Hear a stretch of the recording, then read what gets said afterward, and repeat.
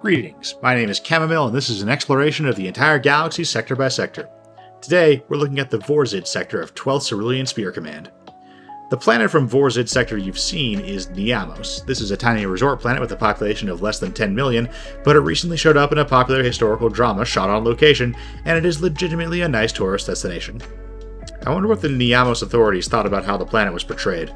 Did tourism go down because the vibe people left with is that Niamos is the planet where you get unjustly arrested? Like, if you ask them about it, obviously the vast majority of people understand that the Empire is over, and shore troopers don't go around arresting random people for slave labor with a thin fig leaf of plausible deniability. But a lot of marketing is vibes-based, and Niamos does not have a great vibe in this episode. Vorzyd sector sits on the border between the Tion cluster, the Republic's oldest stronghold beyond the core and the colonies, and core Sith territory like Yavin, Korriban, and Zeost. In the early Republic, it was a peaceful sector on the fringe of the Tianese War, and subsequently far away from the conflicts with the Hutt Empire that defined most of that era. But in the Old Republic era, the Sith Wars brought war to the sector over and over again. The nature of the Sith Empire was that a powerful Sith Emperor would unite the fractious Sith warlords together, attack the Republic, who is both their ancient nemesis and also the only remaining nation to seize territory from once all the Sith Lords were accounted for, and then eventually the ruling Imperial dynasty of the Sith would fall, the Sith would descend back into infighting over who would be the new Sith Emperor, and the Republic would recapture all their old territory and send some garrisons over to planets like Zeost so they could pretend they'd wiped out the Sith Empire once and for all by seizing their capital. But of course the Republic wants to demilitarize and enjoy a peace dividend, so that garrison ends up being like 5,000 troops, which is no problem at all for the next Sith Emperor to deal with once they get all the Sith Lords hiding on the fringe worlds hammered back into an empire. And the way in which the Sith Empire would totally disintegrate before reforming over and over again meant that sectors like Vorzyd, which were on the flank of their core territory, would not be ruled long-term by either side, but would instead be battlefronts in every single war. Naga Sadow conquers Vorzyd and loses it. Exar Kun conquers Vorzyd and loses it. Darth Revan conquers Vorzyd and loses it. Vitiate conquers Vorzyd, loses it to another different empire also run by Vitiate, then loses it to the Republic, and so on. At one point, late into the Old Republic era, a sympathetic Jedi helps the planet Ara Terra erase itself from star charts and become a self-sufficient, single-planet state with no external communication so that it can escape all the wars. This part of the galaxy has been fully explored by millennia at this point, so no one was double-checking whether or not any of the millions of uninhabited worlds in this sector, as there are in every sector, has been miscategorized. The Jedi kept track of the world, though, which meant that when the Empire seized the Jedi Library, they found out about it. There wasn't some terrible invasion or anything, but Ara Terra was reintegrated into galactic society against their will. The major world and sector capital is Colomex, along the Perlemian trade route. Colomex was a Tianese planet at the furthest reach of the Tion hegemony under Zim.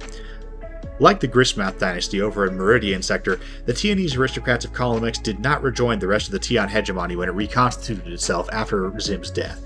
Instead, Colomex formed the Commonality in the Vorzyd cluster.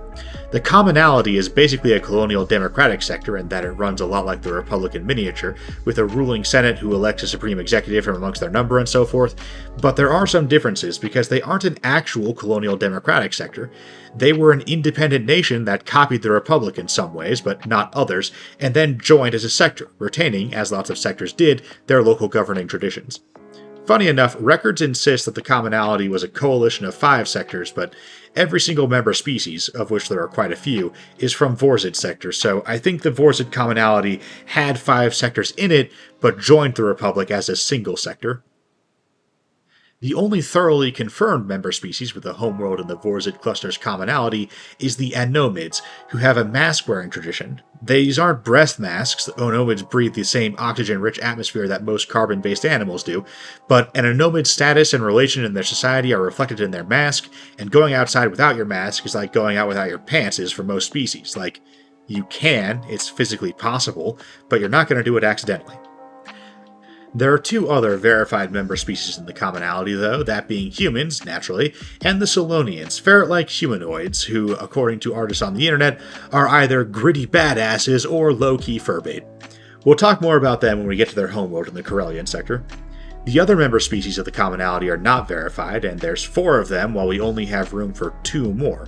5 total, counting humans, Solonians, and Anomids. If each one was meant to have its own sector in the Commonality before it joined the Republic as a single sector.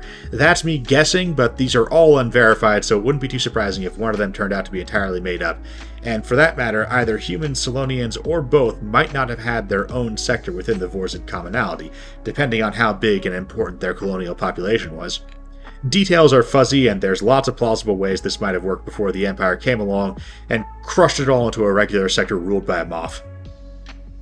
Our 4 candidates are the Herakians, frontrunners for being made up because these guys are just humans with particularly bushy eyebrows. The Kilmalsi are cool bird people with a strong martial tradition.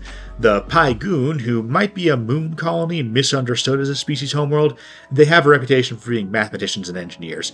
And the Vorzydiak of Vorzyd 4 and Vorzyd 5, an industrious species who experience a sense of restless uselessness and existential dread really rapidly, to the point where they kind of hate having days off. These are all kind of twee descriptions that reduce a species down to just one job, of the sort that you tend to get when someone needs to boil down an entire planet to one sentence. They're not wrong, provided you understand that they are vastly oversimplified. You know, the Pygoon, if they aren't just moon anyway, might have like 10% more mechanic and engineer jobs than other planets, but for the most part, they are guys in hoodies just like everyone else. But also, these oversimplified descriptions are easy to make up for Spacer Tales. There's not a lot of information on the type of government used by the Commonality, and given the Republican miniature design, it might be that each of the 5 member sectors have different governments and legal codes. That wouldn't be any more convoluted than the Republic already is. But I do find it interesting that they are called the Commonality. It seems like they have a real focus on being a local alliance amongst equals.